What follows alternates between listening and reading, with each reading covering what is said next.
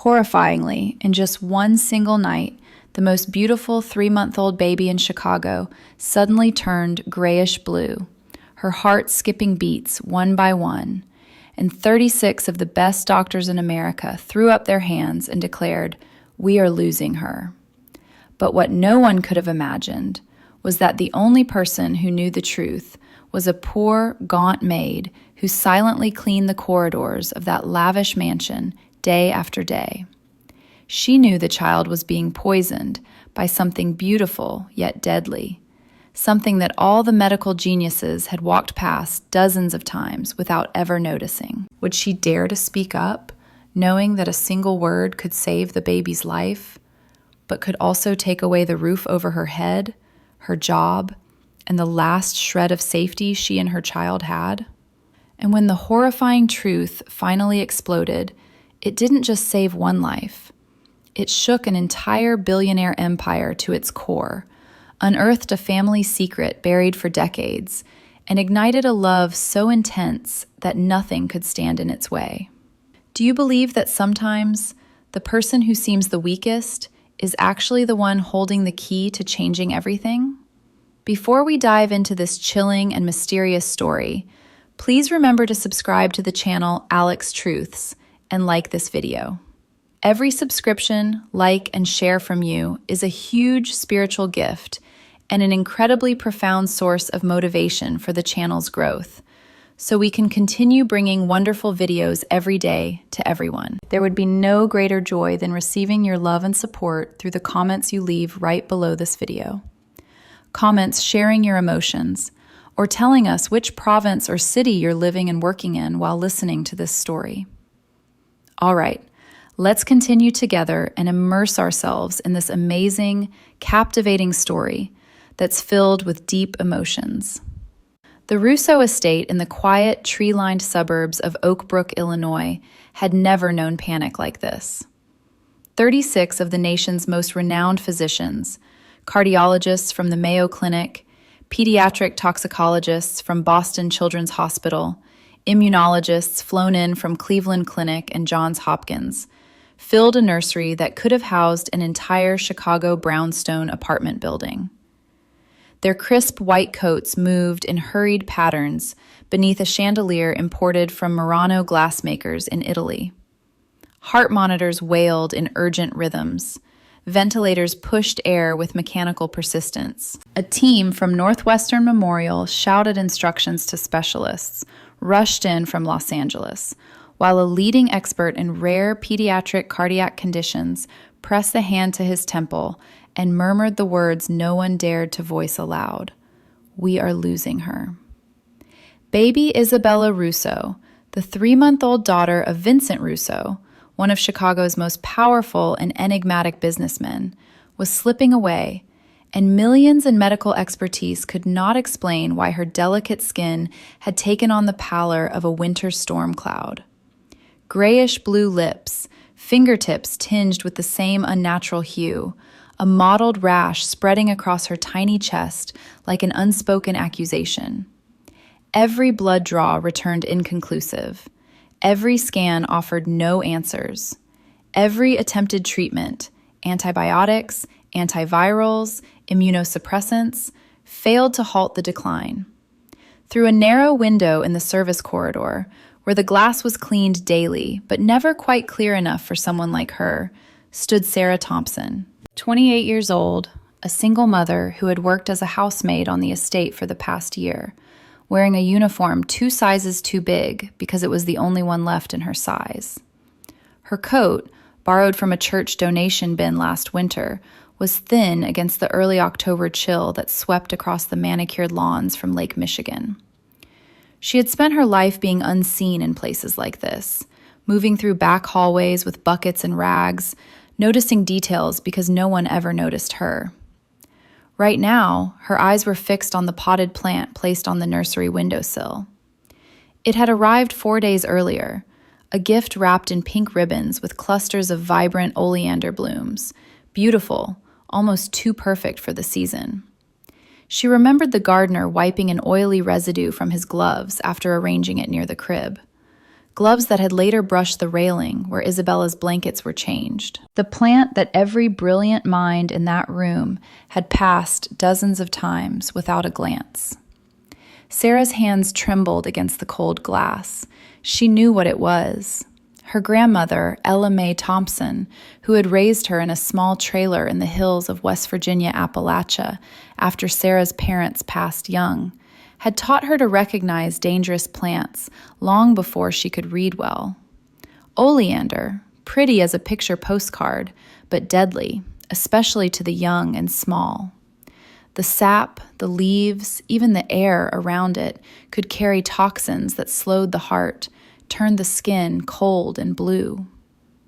The doctors were discussing emergency interventions, something about preparing for a procedure that would open the baby's chest. Sarah's breath fogged the window. She thought of her own son, asleep in their cramped apartment on Chicago's South Side, and how she had promised him they would make it through another month. She thought of the warnings whispered to her when she took this job. Keep your head down. Stay quiet. The Russos pay well, but they don't tolerate trouble. If she was wrong, speaking up could cost her everything. The job that kept food on their table, the roof that sometimes leaked but was still a roof. If she was right and said nothing. Sarah pulled her thin coat tighter, took a shaky breath, and turned away from the window. The chaos inside the mansion continued, lights blazing into the October night, while outside, the wind carried the first hints of winter across the vast estate grounds. Vincent Russo stood in the corner of the nursery, a tall, fair-skinned man in his late 30s, whose Italian-American heritage showed in the sharp lines of his face and the intensity of his dark eyes. To the world outside these walls, he was a successful entrepreneur, owner of construction firms, real estate holdings, private clubs that dotted downtown Chicago. Few knew the full extent of his influence. The quiet meetings and back rooms, the way rival business interests sometimes simply disappeared. He had built an empire on loyalty and fear, but tonight, none of it mattered. His wife had died 2 years earlier, leaving him alone with the miracle of their daughter. Isabella was everything, his legacy, his softness in a hard world. Watching her tiny form surrounded by machines and strangers, Vincent felt a gnawing guilt that clawed deeper than any business betrayal. He had protected her from every threat he knew: armed guards at the gates, bulletproof glass in the windows, layers of security that made the estate a fortress. Yet here she was, fading before his eyes, and all his power, all his wealth, could not buy her one more steady heartbeat. He clenched his fists until his knuckles whitened, remorse flooding him like a tide. Had his life, the deals, the enemies, somehow brought this upon her? The doctors spoke in measured tones, their confidence eroding with each failed test. Vincent's mind raced through dark possibilities: a rival's revenge, some unseen enemy striking at his heart. The thought ignited a violent emotional storm within him: rage at his helplessness, terror at the void her loss would leave, a consuming need to punish whoever or whatever had caused this. But the answers weren't coming from the 36 experts he had summoned at any cost. Private jets had brought them from across the country, fees that could fund hospitals in poorer neighborhoods. Yet they argued in hushed circles, charts spread across antique tables, while Isabella's monitors stuttered warnings. Sarah lingered in the hallway later that night, long after her shift should have ended. The mansion's grandeur, the marble floors imported from Carrara, the custom furniture from Milan showrooms, the heated indoor pool visible through glass doors, only deepened her sense of displacement.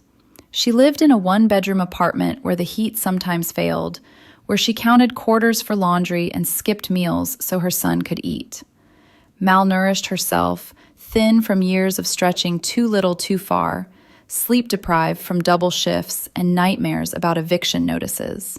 She pressed her forehead to the cool wall outside the nursery, horror and anxiety twisting in her stomach. The baby's cries had weakened to faint whimpers.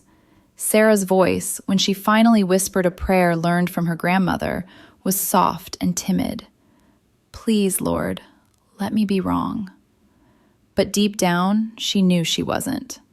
Vincent paced the corridor hours later, dismissing guards who offered updates he didn't want. His remorse had turned to a fierce, tearing conflict.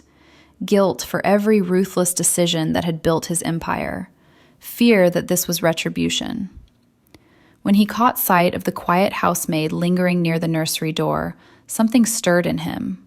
A fleeting curiosity about this woman who moved like a shadow through his home. But the thought was drowned by the monitor's alarms. The night stretched on, cold wind rattling the windows of the fortress-like mansion. Inside, 36 doctors fought a losing battle. Outside, Sarah walked home through darkened streets, her thin frame shivering, the weight of unspoken knowledge pressing heavier with every step. Little Isabella Russo hovered on the edge, and no one, least of all the powerful man who owned half of Chicago's shadows, knew why. Sarah Thompson had learned long ago how to move through the world without leaving a trace. At 28, she weighed barely more than she had at 18, her frame thin and sharp from too many skipped meals and too many nights spent awake listening for the heat to click on in her crumbling South Side apartment.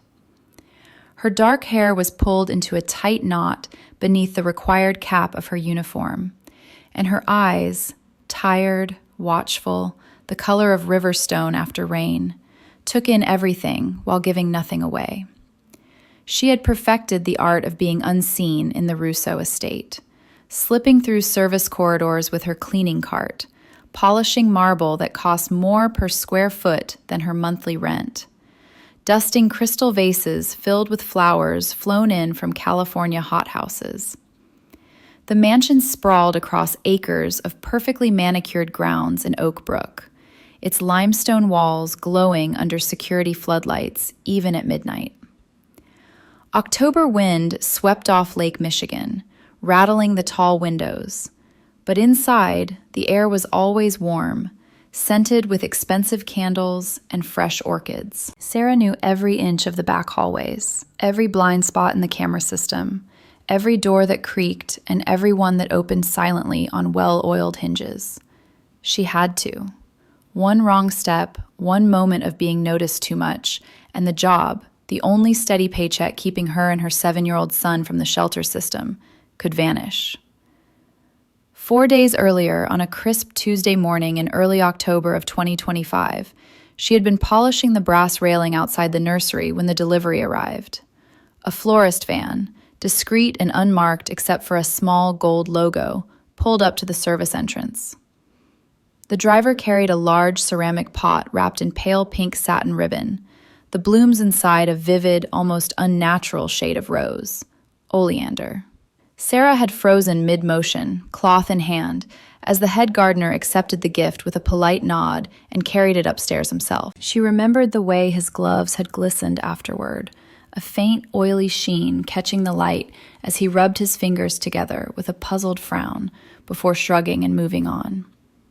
Now, 4 nights later, she stood in the shadowed service corridor outside the nursery once more, her thin coat pulled over her uniform against the draft that always found its way through the old stone walls. Through the half-open door, she could see the plant still sitting on the wide windowsill, its leaves dark and glossy under the soft glow of a nightlight shaped like a crescent moon. The ribbon had been removed, but the pot remained exactly where the gardener had placed it, close enough to the antique crib that the slightest breeze from the ventilation system carried its scent into the room. Inside, the chaos had only grown.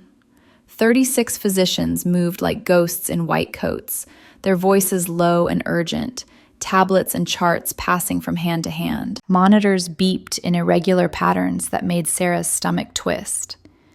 Baby Isabella lay in the center of it all, her tiny body almost lost among tubes and wires, her skin the color of ash under storm clouds. Sarah pressed her palm flat against the cool wall to steady herself, dizziness washing over her in waves. She had seen that color before, on a cousin back in West Virginia who had brushed against oleander while playing in a neighbor's yard. The child had survived, barely, but only because Ella May had known what to do. Vincent Russo stood apart from the doctors, his broad shoulders rigid beneath a charcoal suit that cost more than Sarah earned in a year. His fair skin was drawn tight across sharp cheekbones, dark eyes fixed on his daughter with an intensity that made the air around him feel charged. He had not left the nursery in days, not truly. Meals were brought on silver trays he ignored. Coffee grew cold beside him.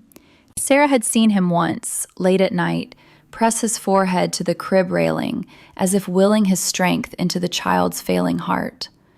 The sight had lodged somewhere deep in her chest, a quiet ache she could not name. Vincent's world was one of absolute power.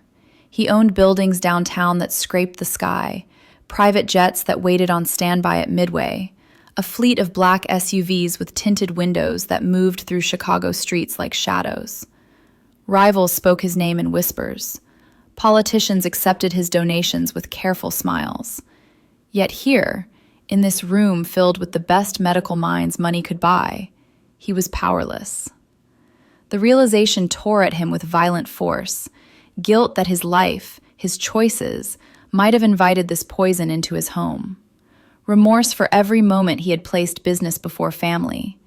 A burning, consuming rage at his own helplessness.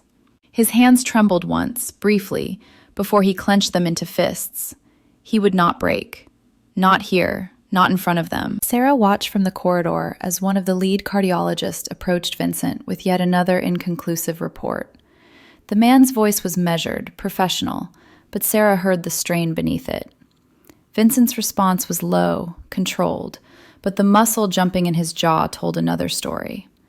When the doctor retreated, Vincent turned toward the window, and for one heartbeat, his gaze met Sarah's through the gap in the door. She stepped back instinctively, heart hammering against her ribs. She had been careful, always careful, never to meet his eyes directly. Staff were expected to be invisible, but in that moment, something passed between them. Recognition, perhaps, or simple shared anguish over the child's suffering. Vincent's expression shifted, just slightly. Curiosity, concern, something softer than the cold authority she had witnessed from afar. Sarah turned away quickly, her cheeks burning despite the chill. Confusion flooded her. Why had he looked at her that way? She was nothing here, less than nothing. A housemaid who lived in a neighborhood where gunshots were lullabies and eviction notices arrived like clockwork. Her son slept on a mattress on the floor because the bed frame had broken months ago and she couldn't afford another. She herself had not eaten a full meal in 2 days, saving the last of the peanut butter for his school lunch. Her shoes had holes in the soles, patched with cardboard that grew soggy in rain. The disparity between her life and this one, this palace of wealth and power, pressed down on her until she could barely breathe. Later, as she walked the long miles home, because bus fare was needed for her son's field trip, the October wind cut through her thin coat like knives. She passed gated communities where Halloween decorations already glowed, pumpkins carved with precision, animatronic ghosts that cost hundreds. Her own building had a broken front door that never closed properly, letting in drafts and strangers alike. The unfairness of it all rose in her throat like bile. Why did some children sleep beneath crystal chandeliers while others shivered on floors? Why did she know something that 36 doctors did not, and yet her voice, soft, timid, powerless, would never be heard?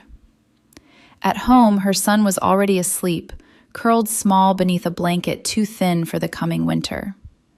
Sarah sat on the edge of the mattress, exhaustion pulling at her bones, and stared at the cracked ceiling. The plant's image burned behind her eyes, the baby's grayish skin, Vincent Russo's haunted gaze. She pressed her hands to her face, shoulders shaking with silent tears. The weight of knowing, of carrying a truth that could save a life but might destroy her own, was crushing. Tomorrow, the doctors would try something more invasive. Tomorrow, Isabella might not survive the night. And Sarah Thompson, invisible as always, would have to decide whether to remain a shadow or step into the light and risk everything she had left. Sarah Thompson had not always been a shadow. Once, long ago in the hollows of West Virginia, she had been a little girl, running barefoot through mountain laurel, listening to her grandmother Ella May tell stories on a sagging porch while fireflies blinked in the warm dusk. Those summers were the only bright places in her memory now, like photographs left too long in the sun, faded but still precious. Ella May had raised her after Sarah's mother died young, and her father drifted away on a tide of grief and cheap whiskey. The trailer they shared had tin walls that rattled in storms and a wood stove that barely kept the cold at bay. But it was filled with something richer than money. Knowledge passed hand to hand, generation to generation. Ella May had learned from her own mother, who had learned from hers. Women who delivered babies in coal camp shacks, eased fevers with willow bark when there was no doctor for miles, pulled poisons from the blood with remedies the world outside the hills dismissed as old wives' tales. "Child," Ella May would say, pointing to a plant in her wild garden, "this here is oleander, prettier than sin and twice as deadly. Even the smoke from burning it can stop a heart. You remember the look of it, the feel of the leaf, the smell. One day it might save a life, or take one if you forget." Sarah had listened wide-eyed, storing every word like acorns for winter. She learned which berries healed and which killed, how to make a poultice from plantain that grew between sidewalk cracks, how to grind burned toast into charcoal when a child swallowed something poisonous.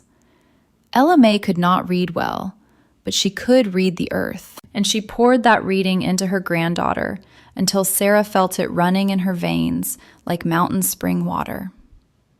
Then Ella May was gone, taken sudden by a stroke when Sarah was 16, and the light went out of the hollow.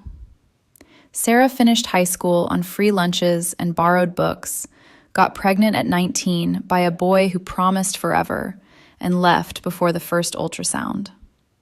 She moved north to Chicago, chasing factory jobs that never materialized, chasing a dream that turned into a one-bedroom apartment with peeling paint, mice in the walls, and a landlord who pounded on the door when rent was late.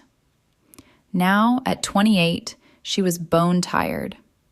Her body carried the evidence, collarbones sharp beneath thin skin, dark circles etched permanent beneath her eyes, hands rough and red from bleach and cold water. She weighed herself once a month at the free clinic and watched the number drop lower each time. Sleep came in fragments between her son's nightmares and her own worries about the electric bill. Winter was coming again, October wind already sharp enough to cut, and the window in their bedroom was cracked, sealed with duct tape that peeled in the damp. The Russo job had seemed like salvation when it appeared on a church bulletin board a year ago. Live-in housemaid, good wages, no questions asked. Sarah had taken it gratefully, moving her few belongings into a small room above the garage. The paychecks bought groceries and school clothes for her son, kept the threats of foster care at bay. But the estate was another world. Marble fountains in the courtyard, a kitchen larger than her entire apartment, closets filled with tiny designer dresses for a baby who had never known hunger. She kept her head down, spoke only when spoken to, her voice soft and polite the way Ella May had taught her to address elders. "Yes, ma'am. No, sir. Invisible. Safe." Until the oleander arrived. Now, walking home through darkened streets after another endless shift, Sarah felt the knowledge Ella May had given her pressing against her ribs like a living thing. The plant was still in the nursery. Isabella was still fading. And Sarah, poor, powerless Sarah, was the only one who understood why. The unfairness of it clawed at her throat. Why should a child born into silk and security die because no one listened to a maid? Why should she risk the only fragile safety she had for a family that had never once learned her last name? She stopped beneath a flickering street lamp, breath clouding in the cold, and leaned against a brick wall as dizziness swept over her.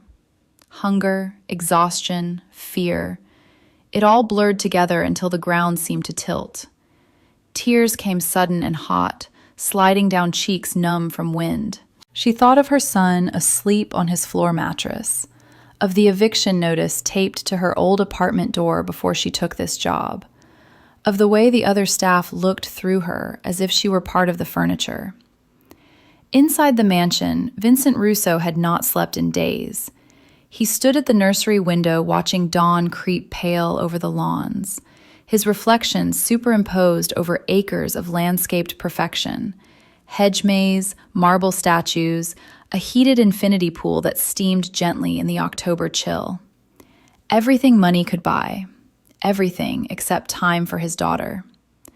The guilt was a living beast inside him now, gnawing without mercy. He had built his empire on hard choices, on loyalty demanded and returned in kind, on quiet understandings that kept rivals at bay. But those choices had enemies too. Men who smiled at charity galas while plotting in back rooms. Had one of them sent this sickness? The thought ignited a violent storm in his chest. Rage that anyone would target a child. Remorse that his life had made her a target. Terror that his power was worthless against this invisible enemy. He turned from the window and nearly collided with Sarah in the hallway. She had come early to begin her shift, moving silently with her cleaning cart. She stepped back quickly, eyes lowered, murmuring, "Excuse me, sir." Vincent caught the tremor in her voice, saw the way her hands gripped the cart handle too tightly. Something in her exhaustion, in the quiet dignity despite obvious weariness, struck him like a blow. For the first time, he truly saw her, the thinness of her wrists, the patched sleeve of her coat, the shadows beneath eyes that held too much sorrow for someone so young. "Wait," he said, the word rough from disuse. Sarah froze, fear flashing across her face. Staff did not speak to Vincent Russo unless spoken to first, and even then, answers were brief. He struggled for words, unaccustomed to softness. "You've been here late every night. You don't have to." "I don't mind, sir," she whispered, voice barely audible. "The baby, I hope she gets better soon." The simple kindness undid something in him. In a world where people calculated every word for advantage, her sincerity was startling. A surge rose in his chest, protective, fierce, entirely unexpected. He wanted suddenly to shield her from whatever had put those shadows in her eyes, to demand who had made her so afraid. The feeling was immediate and overwhelming, a burning intensity that shocked him with its strength. Sarah felt his gaze like warmth after endless cold and risked a glance upward. His dark eyes held a storm of emotions she could not name: grief, guilt, something fiercer. Confusion flooded her, followed by a dizzying wave of curiosity and fear. Men like Vincent Russo did not notice women like her. Ever. "Thank you," he said finally, voice low, "for caring." She nodded once, clutching the cart, and fled down the corridor before the tears threatening could fall. Vincent watched her go, the beast of guilt shifting into something new, a fierce determination to protect not just his daughter, but this quiet woman who moved through his home like a ghost carrying unseen burdens. Outside, the October wind howled against the mansion walls, while inside, two hearts, separated by every measure of wealth and power, began, without knowing it, to beat toward the same desperate hope. The memory came to Sarah with the force of a physical blow, knocking the breath from her lungs as she stood alone in the pantry, restocking towels that cost more than her weekly grocery budget. She was 9 years old again, sitting on the warped porch boards of Ella Mae's trailer while cicadas droned in the July heat. Her grandmother held a faded library book open on her lap, borrowed from the county bookmobile that visited once a month, and pointed to a color plate of glossy leaves and pink trumpet flowers. "This one grows down south where the winters ain't so mean," Ella Mae had said, voice rough from years of coal dust and hand-rolled cigarettes. Oleander. Folks plant it for pretty hedges, never knowing what they're inviting in. Every part of it, leaves, flowers, even the sap, carries death in small doses. Touch it too long, breathe its air in a closed room, and your heart forgets how to beat right. Skin turns cold and gray like river clay. Rash comes up angry. Child the size of a baby. Wouldn't take much at all. Sarah had stared at the picture until the shapes burned behind her eyes. Ella May made her touch the page, trace the leaf veins with a fingertip. Remember this pattern, baby girl. Remember the oily shine. One day the good Lord might put it in your path when somebody needs saving. Now, 19 years later, in the gleaming pantry of a mansion that could swallow a dozen Appalachian trailers whole, Sarah felt her knees buckle. She caught the edge of a marble counter to keep from falling, dizziness crashing over her in waves. The plant on the nursery windowsill had the exact same leaves, dark, waxy, with that telltale sheen. The same clusters of pink blooms that looked innocent as wedding flowers. It was oleander. The realization settled in her stomach like cold lead.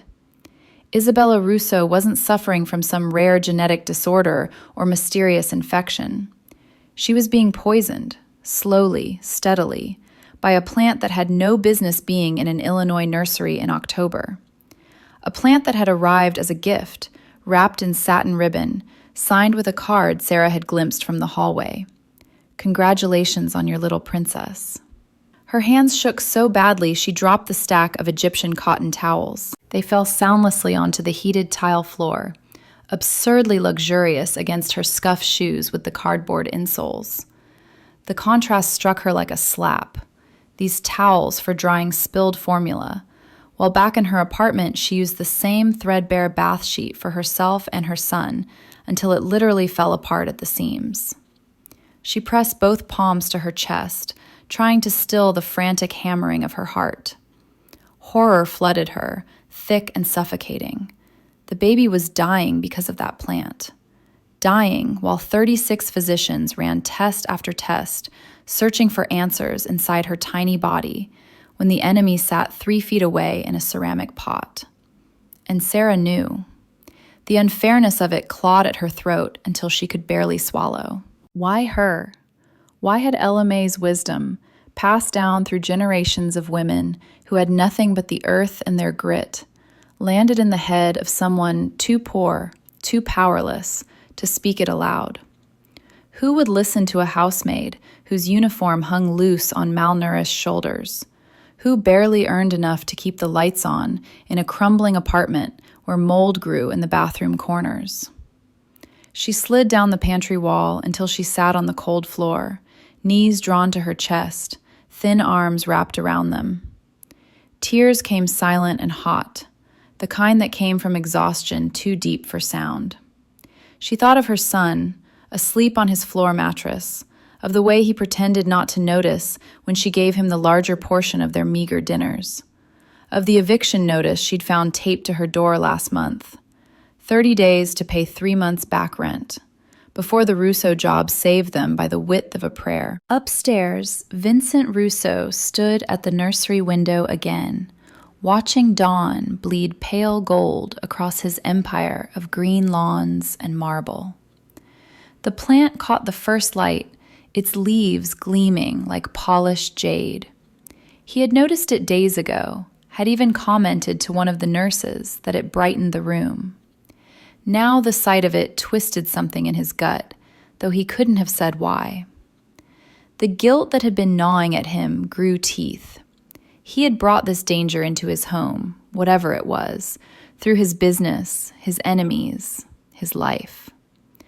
The thought ignited a violent conflict in his chest, rage at whoever had targeted his daughter, remorse that his choices had painted a bullseye on her tiny back, terror that all his power was useless against this slow theft of her life.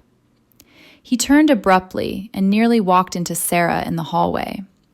She had come to collect used linens, moving with the careful silence of someone used to being overlooked. But Vincent saw her now, really saw her, the way exhaustion had carved hollows beneath her cheekbones, the careful patch on her uniform sleeve, the quiet strength in the way she held herself, despite obvious weariness. Their eyes met for the second time in as many days, and something electric passed between them. Vincent felt it like a physical shock, a fierce, immediate surge of protectiveness that bordered on possession. This woman, who moved through his home like a ghost, carried pain he recognized, the kind that came from fighting battles no one else saw. In that moment, looking at her tired gray eyes, he felt the first burning spark of an emotion too intense to name. Not pity, something deeper, something that scared him with its sudden strength. Sarah dropped her gaze immediately, murmuring, "Pardon me, sir," in that soft, polite voice that made her sound younger than her years. Vincent's hand moved before he could stop it, catching her wrist gently as she tried to pass. Her skin was cold, the bones delicate beneath his fingers. She froze, fear flashing across her face, like a deer caught in headlights. "You're shaking," he said, voice rough with concern he hadn't meant to reveal. Sarah tried to pull away, but her legs felt suddenly unsteady. The warmth of his hand against her chilled skin was overwhelming, confusing, terrifying, and strangely comforting all at once. No one touched her anymore, not kindly, not ever. "I'm fine, sir," she whispered, but the lie trembled in her voice. Vincent released her immediately, but the feel of her wrist lingered like a brand. The surge in his chest intensified, protective, possessive, entirely irrational. He wanted to demand what had made her so afraid, who had let her become so thin, why she carried sorrow like a second skin. Instead, he said only, "Get some rest, please." Sarah fled down the corridor, heart pounding so hard she feared it might burst. Confusion swirled with the horror of what she knew about the plant. Men like Vincent Russo didn't speak to maids. They didn't notice when they shook. They certainly didn't look at them with eyes that held storms of emotion. She pressed herself against the cool wall of the service stairs, dizziness washing over her again. The world tilted, and for a moment she thought she might faint. When the spinning stopped, the truth remained, cold and clear and terrible. The oleander was killing Isabella Russo. And Sarah Thompson, poor, powerless, invisible Sarah, was the only one who understood how to stop it. The October wind howled outside the mansion walls, carrying the first dead leaves across acres of perfect lawn, while inside, two hearts beat faster with knowledge they could not yet share. The nursery had become a battlefield of quiet desperation. Monitors screamed in erratic patterns that sliced through the October night like warnings no one could fully heed. Isabella's tiny chest rose and fell in shallow, stuttering rhythms, her skin now the color of cold ash. The 36 physicians had formed a circle of grave faces around the antique crib, voices low and clipped as they debated the unthinkable. An emergency procedure that would open her fragile chest in search of answers that had eluded every scan, every blood panel, every cutting-edge test. Sarah watched from the service corridor, pressed against the wall as if she could disappear into the ornate wallpaper. Her shift had ended hours ago, but her feet had carried her back here, drawn by a pull stronger than fear or exhaustion. The oleander still sat on the windowsill, its pink blooms catching the harsh fluorescent light like mocking smiles. No one had moved it. No one had questioned it. To them, it was decoration, pretty, harmless, expensive. To Sarah, it was death in a pot. She clutched the hem of her uniform, knuckles white, as wave after wave of horror crashed over her. The doctors were preparing to cut into a baby whose heart was failing because of poison they walked past dozens of times a day. If they opened her chest, the stress would finish what the oleander had started. Isabella would not survive the table. Sarah's breath came in shallow gasps. Dizziness swept through her again, the familiar companion of too little food and too much fear. She leaned her forehead against the cool wall, fighting the numbness spreading through her limbs. Her mind raced through the consequences of speaking, of not speaking. If she told them about the plant, who would believe a housemaid over 36 world-renowned specialists? She could lose her job, her fragile home above the garage, the paycheck that kept her son from hunger. Worse, Vincent Russo's world was not kind to those who caused trouble. But if she stayed silent, the thought tore at her heart with violent force. A child would die. An innocent baby who had done nothing but be born into wealth would slip away because the one person who knew the truth was too poor, too powerless to be heard. Tears blurred her vision. She thought of Ella Mae's voice on that sun-drenched porch. "Promise me you'll use what I taught you when it matters, baby girl." Sarah had promised, and now it mattered more than anything ever had. Inside the nursery, Vincent Russo stood like a statue carved from grief. His fair skin was drawn tight across his face, dark eyes fixed on his daughter's failing form. The remorse that had been gnawing at him now devoured him whole. He had built walls of money and influence around his family, armed guards at every gate, cameras in every corner, private physicians on retainer. Yet none of it had protected Isabella from this slow, cruel theft of her life. The lead cardiologist approached him again, voice careful. "Mr. Russo, we're running out of time. The procedure is risky, but it's the only way to see what's damaging her heart directly." Vincent's jaw clenched. Risky. The word echoed in his mind like a death knell. He knew risk, had lived it every day in boardrooms and back alleys, in negotiations where words carried more weight than weapons. But this was different. This was his daughter, his miracle after years of loneliness following his wife's death. He nodded once, the motion sharp, and turned away so they would not see the storm in his eyes. Rage at his helplessness. Guilt that his empire might have invited this enemy. Terror that he would bury another piece of his heart. As the medical team began preparations, Vincent stepped into the hallway for air that suddenly felt too thick. He nearly collided with Sarah again. She was still there, pale as paper, eyes wide and shimmering with unshed tears. "You shouldn't be here," he said, but his voice lacked its usual authority. It cracked on the last word. Sarah flinched, stepping back. "I'm sorry, sir. I was just..." Her voice failed her, soft and trembling. Vincent saw it then, the way she swayed slightly, the exhaustion etched into every line of her thin frame. Something fierce and protective surged in him again, hotter than before. This woman, who carried sorrow like armor, was suffering too. He wanted, irrationally, intensely, to pull her into the circle of his protection, to demand what burdens she carried alone. Instead, he asked, "Are you all right?" The question undid her. No one asked Sarah Thompson if she was all right.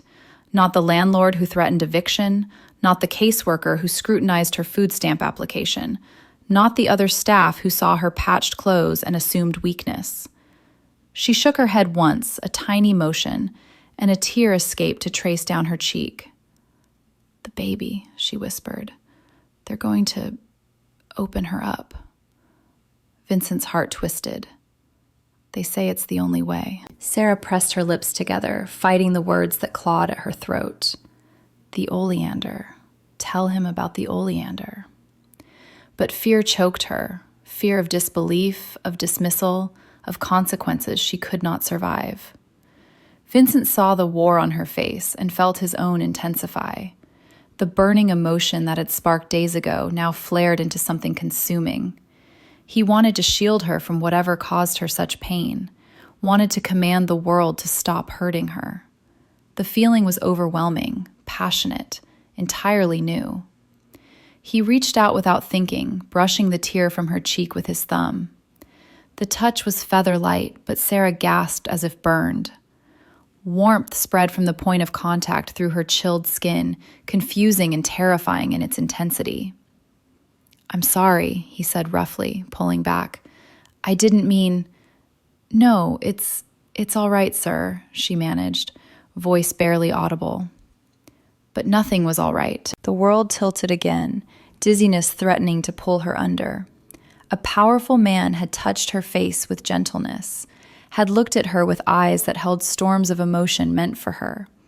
She backed away, murmuring apologies, and fled down the corridor before the tears could fall in earnest. Vincent watched her go, his hands still tingling from the brief contact. The surge in his chest was undeniable now, passionate, fierce, burning. He wanted her safe, wanted her seen, wanted, with an intensity that shocked him, to be the one who made her world less cruel. But inside the nursery, the monitors wailed louder. The team prepared their instruments. Time was slipping away like sand through desperate fingers. Sarah reached the service stairs and sank onto the bottom step, burying her face in her hands. The crisis was escalating beyond bearing. Isabella's life hung by threads. Vincent's grief tore at her own heart, and the secret she carried, the simple, terrible truth about a pretty plant, was becoming unbearable weight.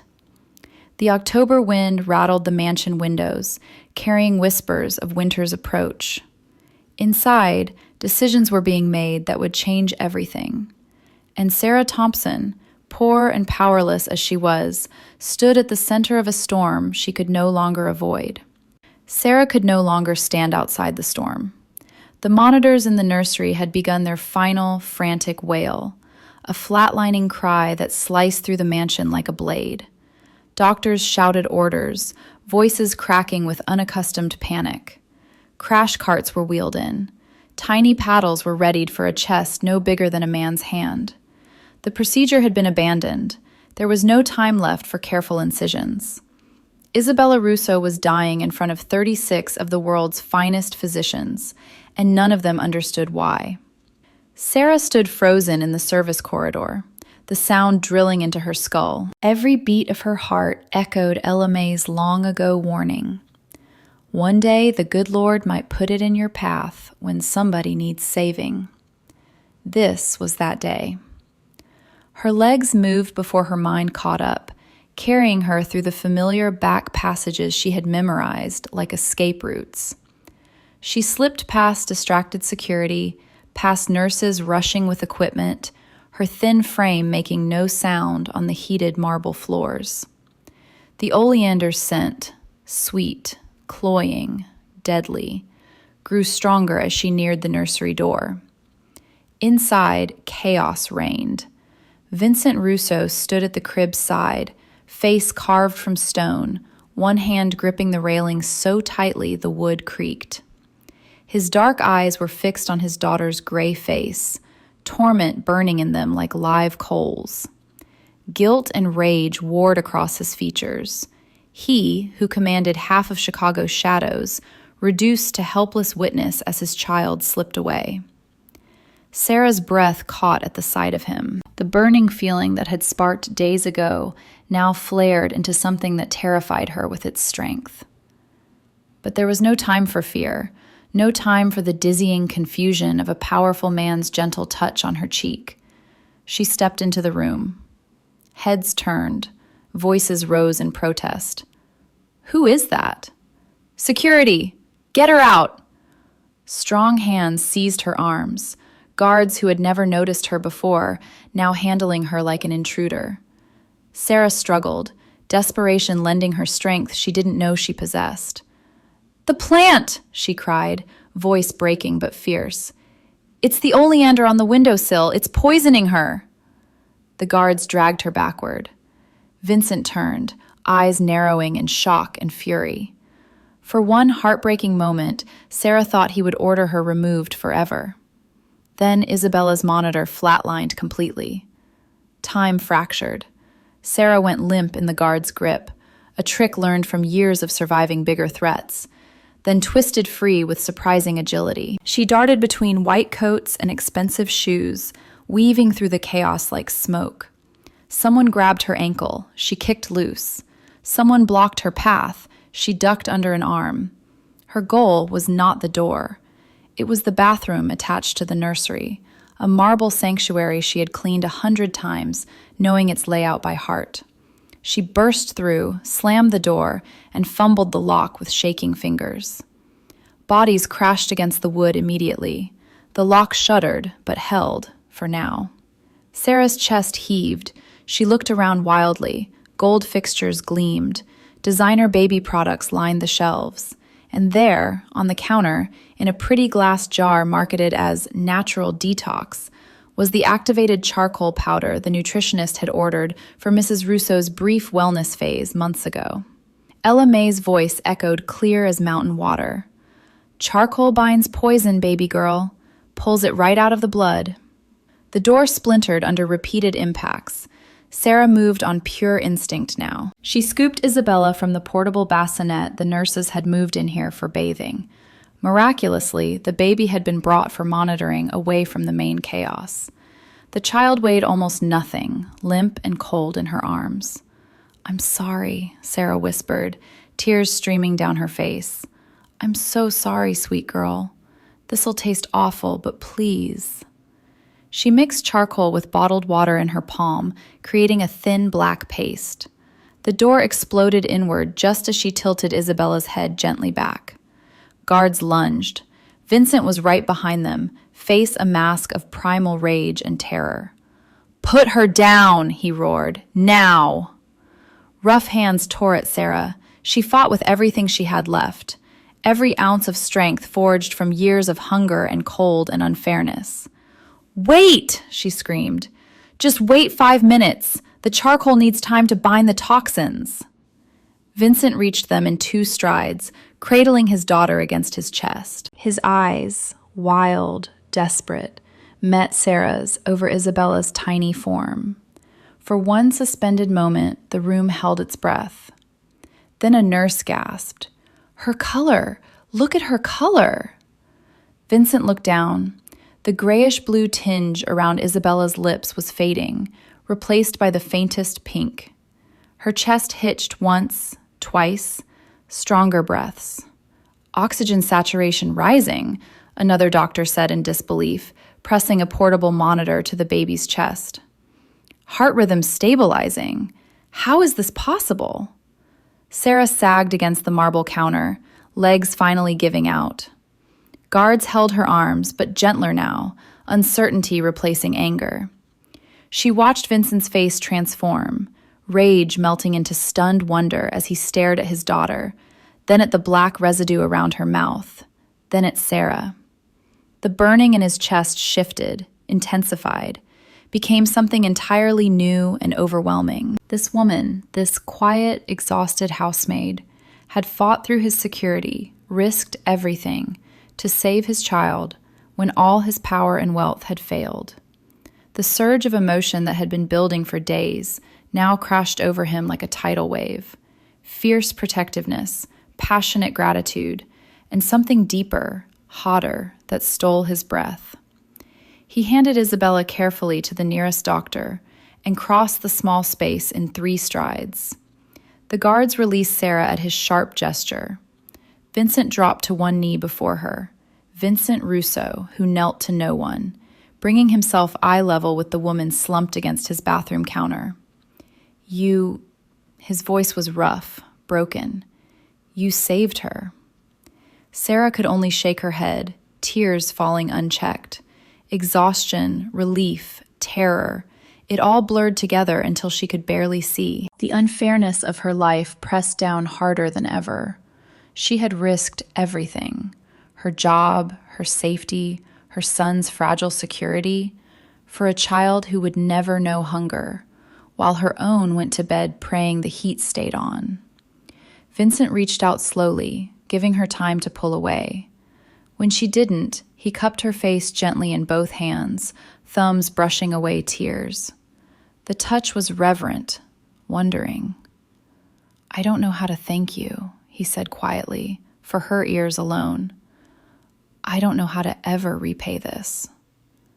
Sarah's breath hitched.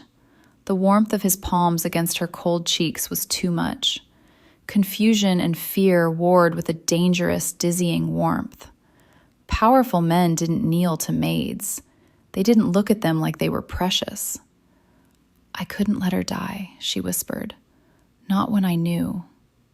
Vincent's eyes searched hers, seeing depths of strength and suffering he had never imagined.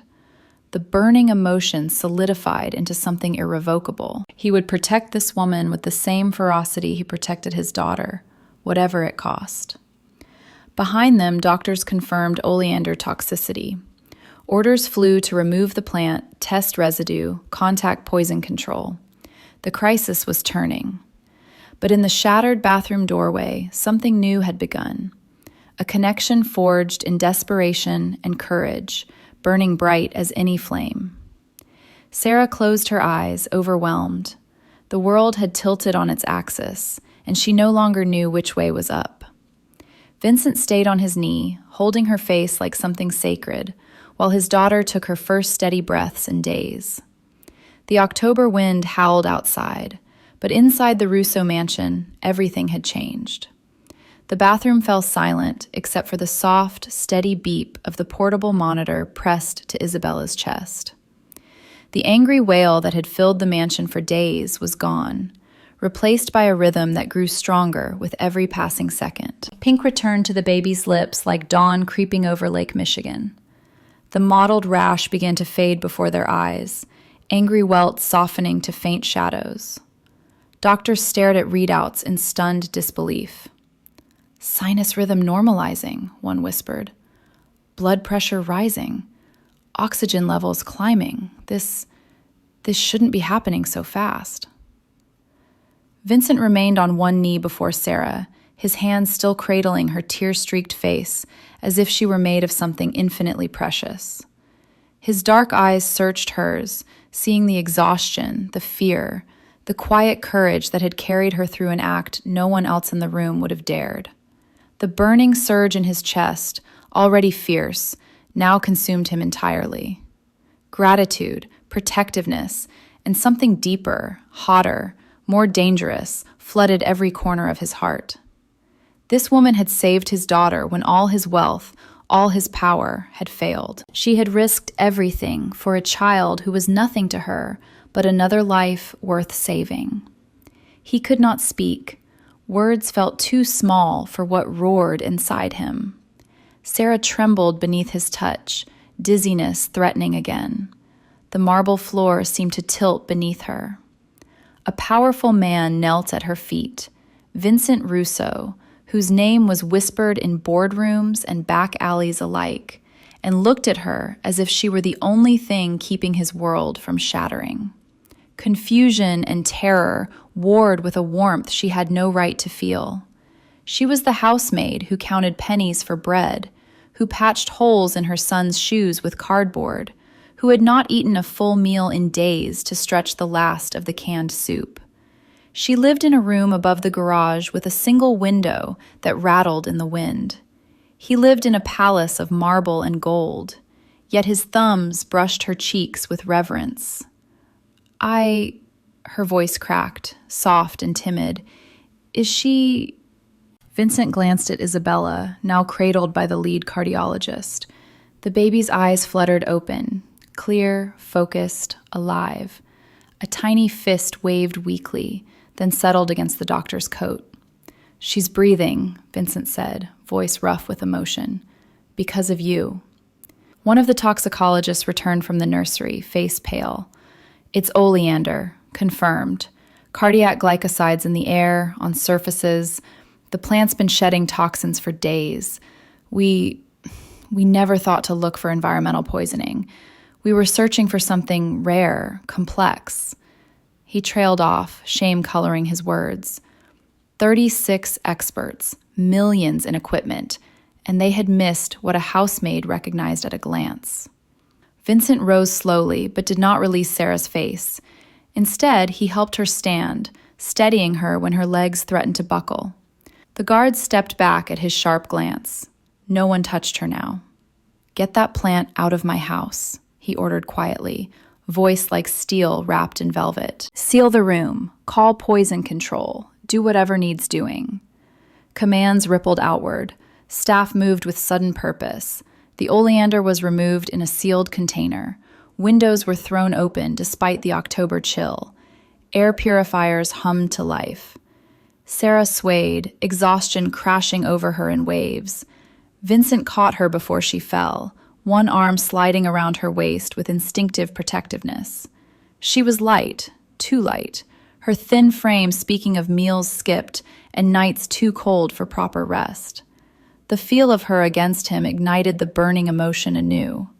He wanted to carry her away from all hardship, to wrap her in the safety he could provide, to never let anyone or anything hurt her again. "You need to sit," he said, guiding her to a plush bench in the hallway. She obeyed without protest, too overwhelmed to argue. He knelt again, this man who knelt to no one, bringing himself eye level once more. "What's your name?" he asked, realizing with a stab of guilt that he had never asked before. "Sarah," she whispered. "Sarah Thompson." "Sarah." He said it like a vow. "You saved my daughter's life tonight. You fought through my guards, risked everything. Why?" She looked down at her hands, twisted together in her lap. "My grandmother taught me about plants, about healing. She said, 'Use it when it matters.'" Tears fell again, silent. "I couldn't let her die, not when I knew." Vincent's heart tore wider. This woman carried generations of wisdom dismissed by the world as folklore, and she had used it to save his child when modern medicine failed. The injustice of it, of her poverty, her invisibility, fueled the fire in his chest. He took her hands gently in his. They were cold, calloused from work, nails short and clean. "You will never want for anything again," he said fiercely. "Not you, not your family. I swear it." Sarah's breath hitched. Shock rendered her mute. Men like Vincent Russo did not make promises to women like her. They did not hold their hands like something sacred. Doctors approached cautiously. "Mr. Russo, the baby's stabilizing rapidly. The charcoal bound the toxins faster than we thought possible. She's going to be all right." Vincent closed his eyes briefly, relief crashing through him like a wave. When he opened them, they were fixed on Sarah. Because of her. He stood, but kept one of her hands in his. "Have a room prepared, the best guest suite. And food, whatever she wants. Call her family if she has any here." Sarah shook her head weakly. "My son, he's with a neighbor. I need to—" "I'll send someone," Vincent said immediately. "He'll be brought here, safe." Overwhelmed, Sarah could only nod. The disparity between their worlds pressed down harder than ever. He commanded, and the world obeyed. She had never been obeyed in her life. As staff scattered to fulfill his orders, Vincent sat beside her on the bench, still holding her hand. The burning in his chest had settled into something steady and fierce. Love, immediate, overwhelming, passionate, had taken root in the space of one desperate night. He would protect her with the same ferocity he protected his daughter, whatever it cost. Sarah leaned her head back against the wall, exhaustion pulling at her. The hallway blurred through tears. A powerful man sat beside her, holding her hand like it was a life engine. His daughter lived because of knowledge passed down through poor Appalachian women. The world felt suddenly, dizzyingly reversed. Isabella's soft cry echoed from the nursery, healthy, demanding, alive. Vincent squeezed Sarah's hand gently. "Rest now," he murmured. "I've got you." And for the first time in years, Sarah believed someone might. The October dawn crept pale across the estate grounds, gilding marble fountains and endless lawns. Inside, a baby breathed strong and steady, and two hearts, separated by every measure of wealth and power, began to beat in new rhythm. Revelation had come not in complex scans or elite theories, but in simple charcoal and courage. And recovery, for Isabella, for Vincent's shattered faith in his own power, and for Sarah's long-buried hope, had only just begun. The mansion settled into an uneasy hush as dawn gave way to a pale October morning in 2025. Isabella slept peacefully in a freshly aired nursery, monitors beeping steady and strong. Doctors thinned to a watchful few, running final confirmations. The oleander had been removed, sealed, analyzed. Traces of its deadly oils lingered on crib railings, curtains, even the mobile that had once spun gentle lullabies above the baby's head. Sarah sat in a guest suite larger than her entire Southside apartment, wrapped in a blanket that felt like clouds against her skin. A tray of food, warm oatmeal, fresh fruit, eggs cooked to perfection, sat untouched on a rosewood table. She could not eat. Shock and exhaustion pinned her to the velvet armchair, dizziness coming in waves that left her numb. Her son had been brought safely, asleep in an adjoining room with a bed softer than anything he had ever known. Staff had assured her he was fine, but the unreality of it all made her chest tight. Vincent had not left her side for long. He moved through the suite like a man possessed, issuing quiet orders, ensuring every need was met before it was spoken. Yet his eyes returned to her again and again, dark and intense, filled with an emotion that made Sarah's heart stutter. He had changed into fresh clothes, but the strain of the night lingered in the set of his shoulders, the shadows beneath his eyes. Private investigators arrived before noon, discreet men in dark suits who set up in the East Wing library. Vincent joined them, leaving Sarah with a gentle touch to her shoulder that lingered longer than necessary. "Rest," he murmured. "I'll be back soon." She nodded mutely, too overwhelmed to speak. In the library, surrounded by leather-bound books and mahogany paneling that cost more than most homes, Vincent listened as the lead investigator laid out findings. The oleander had not been a random gift. Delivery records traced to a private greenhouse outside the city. Payment came through layered accounts, shell companies nested like Russian dolls. At the center, Marco Russo, Vincent's estranged older brother. The name landed like a blow. Marco, banished years ago after crossing lines even their world considered unforgivable. Resentful, ambitious, dangerous. He had sent the plant on Isabella's 3-month milestone, card signed with false warmth. Attempted murder wrapped in pink ribbon. Vincent's hands clenched on the arms of his chair. Guilt and rage tore through him anew. His life, his choices, his empire had invited this betrayal. His daughter had nearly paid the ultimate price. And Sarah had been the one to stop it. He dismissed the investigators with clipped instructions. Find Marco, bring him to me. But the deeper shock came hours later. A quiet knock sounded at the guest suite door. Sarah opened it to find Vincent, face drawn, holding a thick folder. His eyes held a new storm, confusion, pain, something almost fearful. "May I come in?" he asked, voice low. She stepped aside, heart pounding. "Of course, sir." He entered, closing the door softly. For a long moment he simply looked at her, taking in the thinness of her wrists beneath the borrowed robe, the way exhaustion had carved deeper lines around her eyes. The burning in his chest intensified. He wanted to pull her close, to shield her from every hardship she had ever known. Instead, he handed her the folder. "There's something you need to see." Sarah took it with trembling fingers. Inside, DNA reports, old photographs, financial trails leading back decades. Her breath caught as she read. Her mother, gone too young, had worked briefly as a waitress in a downtown club Vincent's father owned in his younger days. A hidden affair, a child born in secret.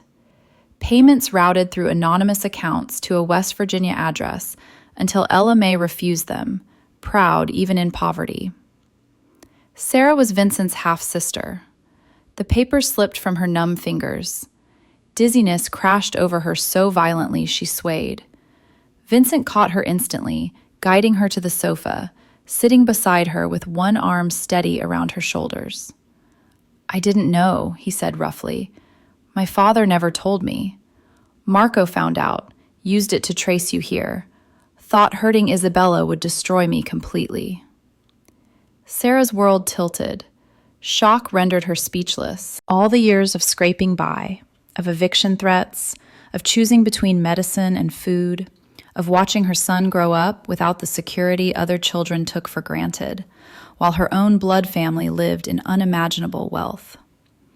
Tears came hot and sudden, not polite, quiet ones, but wrenching sobs that shook her thin frame. The unfairness of it tore at her heart with violent intensity. She had cleaned their floors, polished their marble, remained invisible in their home, while carrying their blood in her veins. Vincent held her through it, guilt devouring him whole. He had lived in luxury while his sister suffered, had employed her without knowing, paid her wages that barely kept hunger at bay. The remorse was a living thing, clawing deeper than any business betrayal. "I'm sorry," he whispered against her hair. "God, Sarah, I'm so sorry. You should never have wanted for anything, not ever." She clung to him without thinking, the first human warmth she had allowed herself in years. His arms were strong, safe, enveloping. The burning emotion that had sparked the night she saved Isabella now blazed between them, complicated by blood but no less intense. "I didn't know," she managed finally, voice small. "All those years, Mama never said." Vincent pulled back just enough to cup her face again, thumbs brushing tears. "Your family," he said fiercely, "my sister. And you saved my daughter, our blood, with knowledge our father never valued. Everything I have is yours now. Everything." Sarah shook her head, overwhelmed. The disparity remained crushing. She, who had endured cold winds through cracked windows, who had gone days on coffee and willpower, who was now sister to a man who owned half of Chicago's skyline. Vincent felt the violent conflict rage on. Love for this newfound sister warred with the passionate protectiveness that transcended mere blood. He wanted to give her the world, to erase every hardship, the need to protect her, to love her in ways that suddenly felt dangerous and right, burned hotter than ever. Staff knocked softly. Marco had been located. Vincent's jaw tightened. He would deal with his brother. But first, he pressed his forehead to Sarah's. "You're not alone anymore," he vowed. "Never again." Outside, October leaves skittered across endless lawns. Inside, revelations reshaped everything. A sister found in the shadows, a debt that could never fully be repaid, and emotions burning bright enough to light the darkest corners of two wounded hearts. The investigation had uncovered truth deeper than poison, and the first shocking twist had only begun to change everything. The afternoon light slanted through the tall windows of the guest suite, gilding everything it touched in soft gold. Sarah sat on the edge of the enormous bed, her son curled asleep beside her beneath blankets warmer than any they had ever owned. She had bathed him in a marble bathroom with water that ran hot without hesitation, dressed him in soft clothes brought by quiet staff. He had fallen asleep with a full belly for the first time in weeks, clutching a stuffed bear someone had found in the nursery storage. Sarah's hands shook as she smoothed his hair. The DNA report lay folded on the nightstand like a living thing. Sister. She was Vincent Russo's sister. The words still spun in her mind, dizzying, impossible. All the years of scraping by, of choosing between heat and food, of patching leaking roofs with tarp and prayer, of watching her son pretend not to notice hunger so she could eat less, while her own blood lived in a world of private jets and endless plenty. Tears came again, silent and exhausting. The unfairness clawed deeper than ever. She had cleaned their home, remained invisible in their hallways, while carrying their father's blood in her veins. Vincent had not left the suite for long. He moved like a man balancing on a knife's edge, issuing orders for Marco's capture, ensuring Sarah and her son wanted for nothing, returning again and again to check on them with eyes that held storms of emotion. The burning love that had ignited the night she saved Isabella now burned brighter, complicated by blood ties, but no less passionate. She was his sister, his family, and he would protect her with every resource at his command. But protection in Vincent's world was never simple. Late afternoon brought the first warning, an encrypted message from one of his lieutenants. Marco had allies, remnants of old factions who resented Vincent's tighter control, men who saw weakness in the chaos of the poisoning attempt. They were moving. Vincent stood at the window overlooking the estate grounds, jaw tight. Guilt tore at him anew. His brother, his own blood, had tried to murder his daughter. And now, because of family secrets uncovered, Sarah and her son were in the crossfire. The remorse was violent, consuming. He had failed to protect them all. He turned to Sarah, who watched him with wide, fearful eyes. "I need to handle something," he said quietly. "You'll be safe here, guards at every door." She nodded, voice soft. "Be careful, please." The plea undid him. He crossed the room in 2 strides, cupping her face gently.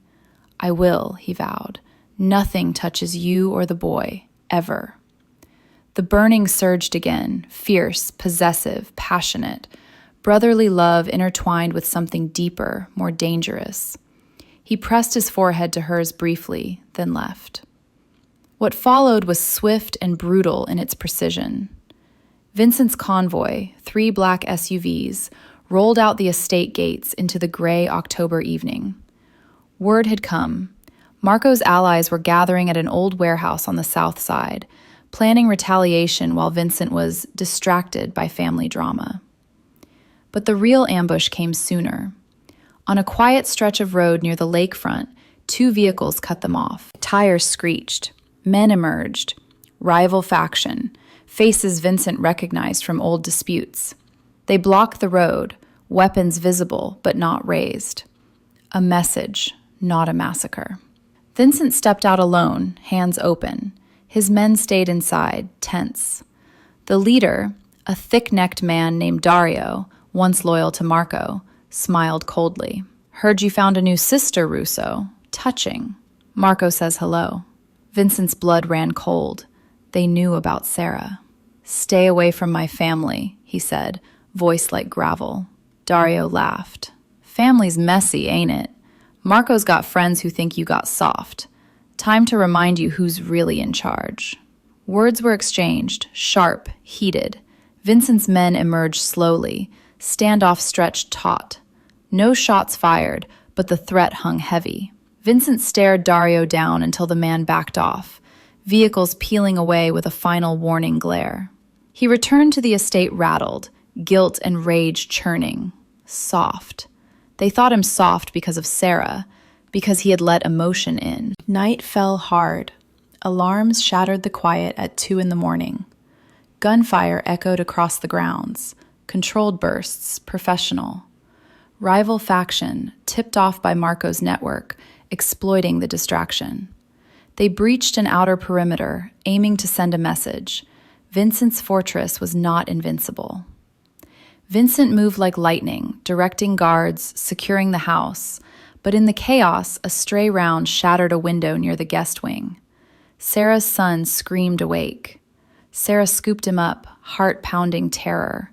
She fled the suite into the hallway, barefoot on cold marble, clutching her child as footsteps thundered. Vincent found them in a shadowed corridor, gun in hand but eyes wild with fear, not for himself but for them. "Downstairs," he ordered guards. "Safe room." But as they moved, another burst, closer. A guard fell, wounded. Chaos swirled. Sarah froze, dizziness crashing over her. The world narrowed to her son's cries, to Vincent's fierce protection as he shielded them with his body. In the melee, one attacker broke through, a young hothead eager for glory. He lunged toward the family wing. Sarah saw the glint of metal, saw Vincent turn too late. Without thinking, she grabbed a fallen guard's sidearm, heavy, foreign in her thin hands, and fired once. The attacker dropped, stunned but alive. Silence fell like a blanket. Vincent stared at her, shock rendering him motionless. This woman, his sister, fragile from years of hardship, had just saved his life. Guards swarmed, securing the breach. The attack ended as quickly as it began, a warning, not conquest. Rivals retreated into the night. Vincent pulled Sarah and her son into the reinforced study, locking the door. His hands shook as he checked them for injury. None, thank God. His voice broke. You shot him. To protect you, she whispered, tears streaming. Shock numbed her. She had never held a gun before. Violence was the world she had fled in Appalachia, escaped in Chicago's streets. Vincent sank to his knees before her again, pulling her and the boy into his arms. The burning emotion exploded, passionate, fierce, all-consuming. Sister, savior, something more. He held them like lifelines. I almost lost you both, he rasped, because of my world, my enemies. Sarah clung to him, son between them. The poverty of her past, the cold nights, the hunger, the powerlessness, felt suddenly small against this new terror. But in Vincent's arms, she felt safe for the first time. He pressed kisses to her hair, her temple, brotherly, protective, and something deeper that scared them both with its intensity. It's over, he vowed. I'll end this. For you. For us. Outside, October wind howled through shattered windows. Inside, the trail had deepened into violence. But danger had forged something unbreakable. A family born in poison and gunfire, now bound by blood and courage. The second shocking twist had torn the night apart, and in its ashes, love, complicated, burning, fierce, burned brighter than ever. The study door locked behind them with a soft, final click. Outside, guards swept the grounds for lingering threats, sirens fading into the October night. Inside, the air was thick with the scent of gunpowder and fear. Sarah sat on a leather sofa, her son finally asleep against her side, exhausted from tears and confusion. She rocked him gently, her thin arms trembling. The gun, still heavy in her memory, felt branded into her palm. She had fired it. To protect Vincent. The realization numbed her, dizziness threatening again as shock ebbed and reality crashed in. Vincent stood across the room, back to her, staring at the fireplace where flames danced over imported logs. His suit jacket was discarded, shirt sleeves rolled up, revealing forearms corded with tension. Blood, his own, from a shallow graze he had ignored, stained the white fabric. He had not let the medic touch it yet. The silence stretched, heavy and condensed. Finally, he turned. His dark eyes found hers across the dim light, and the burning that had lived in his chest since the night she saved Isabella now roared into an inferno. Sister by blood, yes, but the emotion surging through him transcended family. It was fierce, possessive, passionate in a way that terrified him with its depth. He had loved once, lost once, vowed never again. Yet here she was, Sarah, who had fought through his world of shadows and emerged carrying light. He crossed the room slowly, as if approaching something sacred and breakable. Knelt before her again, this man who commanded fear in others, and gently lifted her son, carrying the sleeping boy to a cushioned chaise where he tucked him beneath a cashmere throw. The child sighed and settled deeper, safe. Then Vincent returned to Sarah. She looked up at him, eyes wide and shimmering. I shot a man, she whispered, voice small, trembling. I didn't know I could. You saved my life, he said roughly. You protected us. Tears spilled over. Your world, it's dangerous. I brought nothing but trouble. You brought everything, he interrupted, voice fierce. He took her hands, cold, trembling, and warmed them between his own. You saved Isabella. You saved me. You are my family, my sister, and more than that, so much more. The confession hung between them, raw and burning. Sarah's breath caught. Confusion swirled with the warmth his touch always brought. She had spent years guarding her heart, building walls against men who promised safety and delivered pain. Poverty had taught her trust was a luxury she could not afford. Yet Vincent looked at her not with pity, but with reverence, as if she were precious beyond measure. I don't understand, she whispered.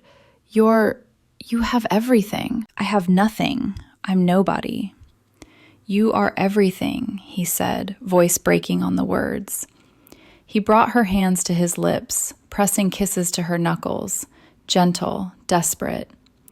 I've spent my life taking, controlling. Tonight, I almost lost the only things that matter because of it. And you gave, you risked.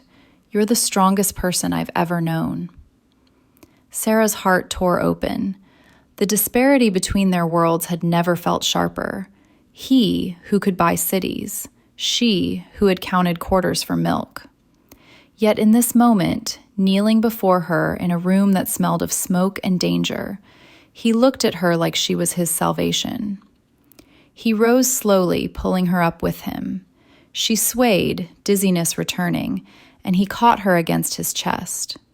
Strong arms wrapped around her thin frame, careful but unyielding.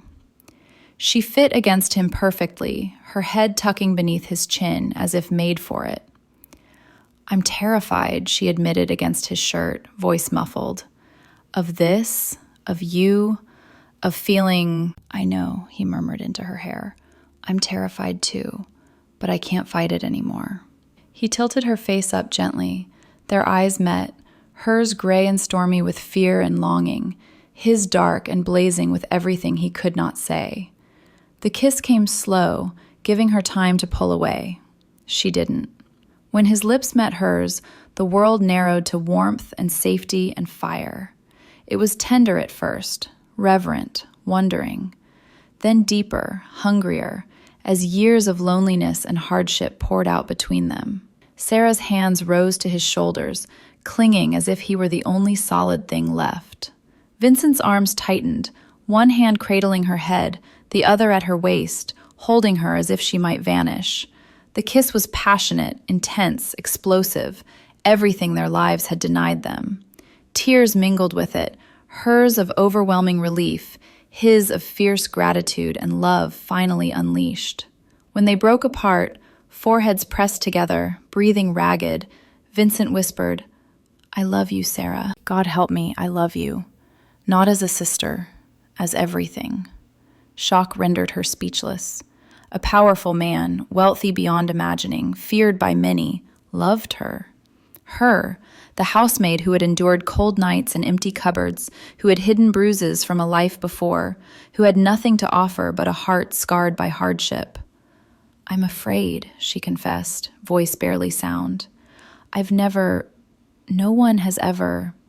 I know, he said again, softer, but I'm here now, and I'm not going anywhere. He led her to the sofa, sat beside her, kept her hand in his. The fire crackled. Her son slept peacefully nearby. Outside, guards patrolled a world that would never again touch them.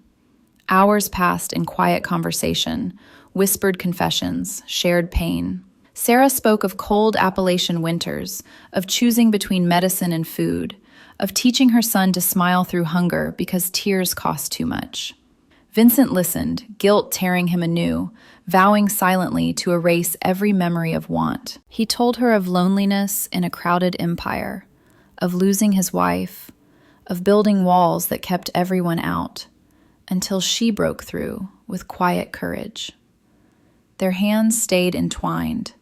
Touches grew braver, his fingers tracing her cheek, her palm against his heart. Each contact ignited sparks, passion banked but never extinguished. When dawn crept pale through the windows, Vincent carried her son to a proper bed, then returned to pull Sarah into his arms on the wide sofa. She curled against him, exhaustion finally claiming her. "Sleep," he murmured, kissing her temple. "I've got you. Always." Sarah drifted off, surrounded by warmth she had never known, the sound of his heartbeat steady beneath her ear. Vincent held her through the fading night, love burning fierce and bright. He would dismantle whatever threats remained.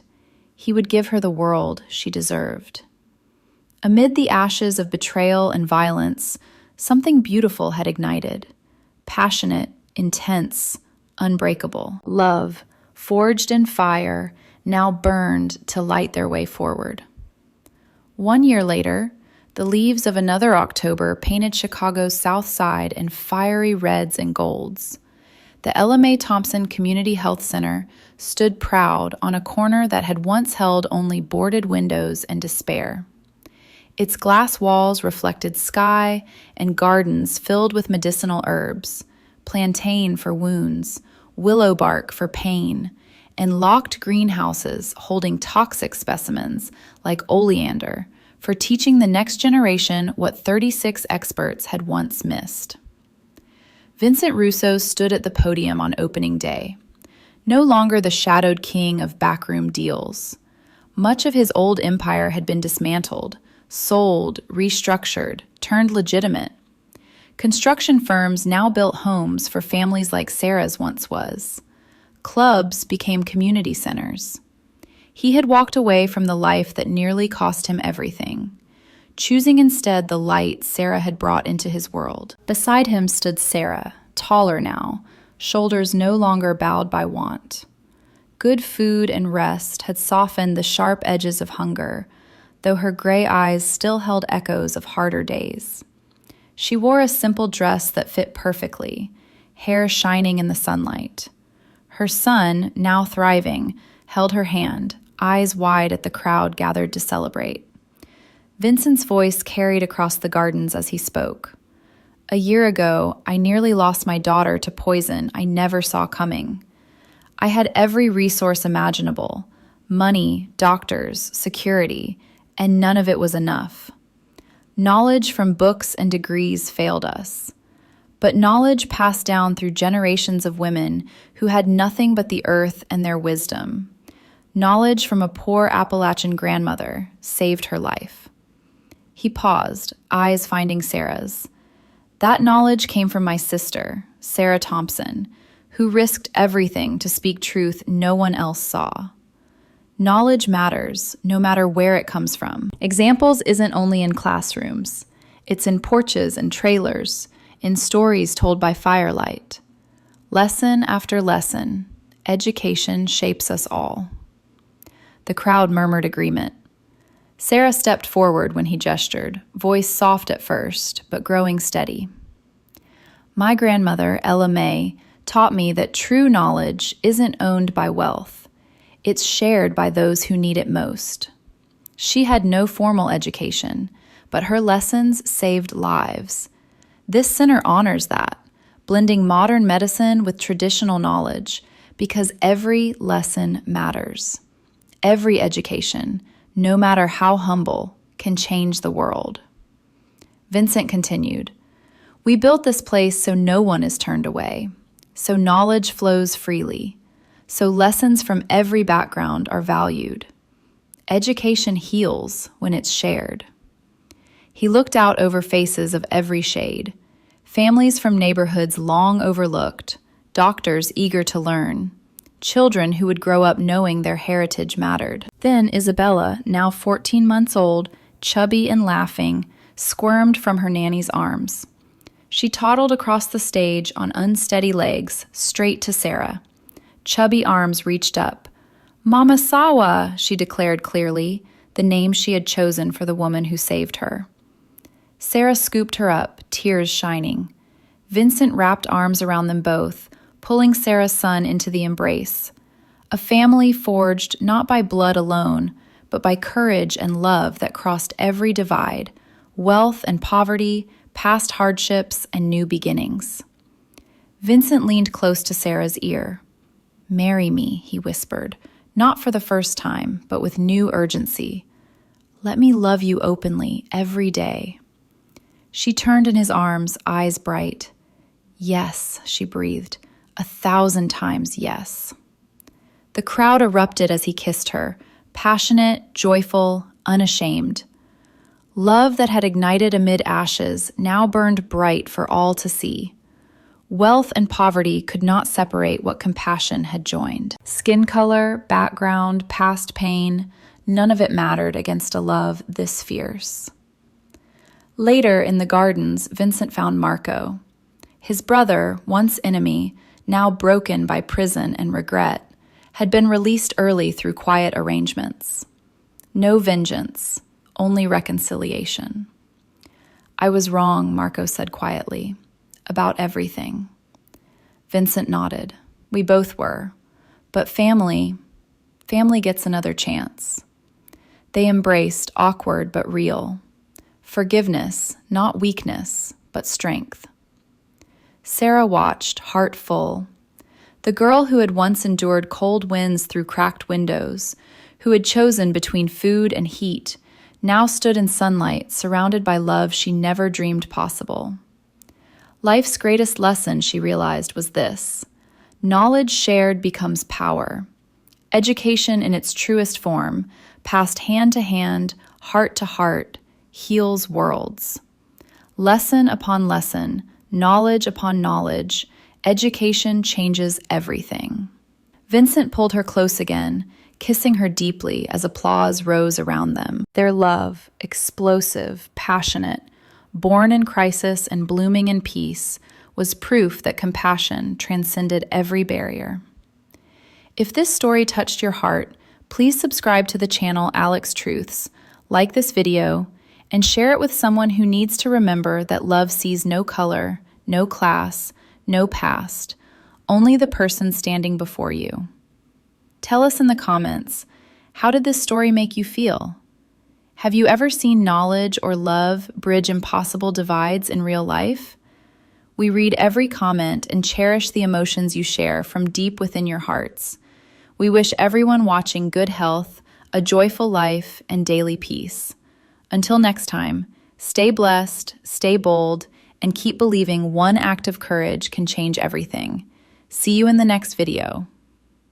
Disclaimer: all stories on this channel are fictional and created solely for entertainment purposes. Any resemblance to real people, events, or places is purely coincidental.